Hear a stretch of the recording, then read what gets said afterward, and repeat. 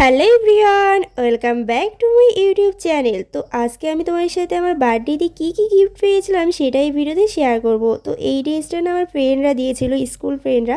তো এটা তো আমি বার্থডে ব্লগেও তোমাদের সাথে শেয়ার করেছিলাম। আর এটাও আমার দুটো ফ্রেন্ড দিয়েছিল। এটা ছিল 2 পিস।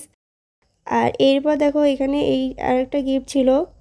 তো এটা ছিল একটা টিফিন বক্স। আর এরপর দেখো এটা আমার আরেকটা বান্ধবী দিয়েছিল। তো ও না এখানে আমাকে সানগ্লাস গিফট করছিল আর বলছিল যে ও সেম রকম একই নিয়েছে। তো আমরা যখন কোথাও একসাথে ঘুরতে যাব তো তখন সেমভাবে পরবো। যাই না কবে ঘুরতে যাব একসাথে, কিন্তু গেলে নিশ্চয়ই পরবো। তো যাই হোক, সানগ্লাসটা বেশ সুন্দর ছিল আর যেহেতু অনেকটা বড় ছিল তবুও বেশ সুন্দর লাগছিল।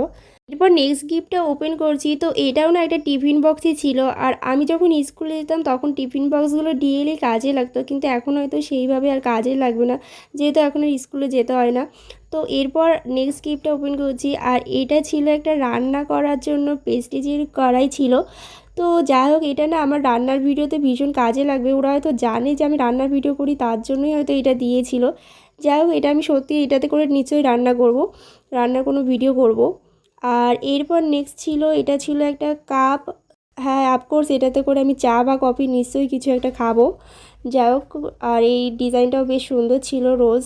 আর এরপর চলো নেক্সট গিফটটা আনবক্সিং করা যায়। তো এর প্যাকিংটা বেশ সুন্দর লাগছিল, রেড কালারের পুরো প্যাকিংটা ছিল।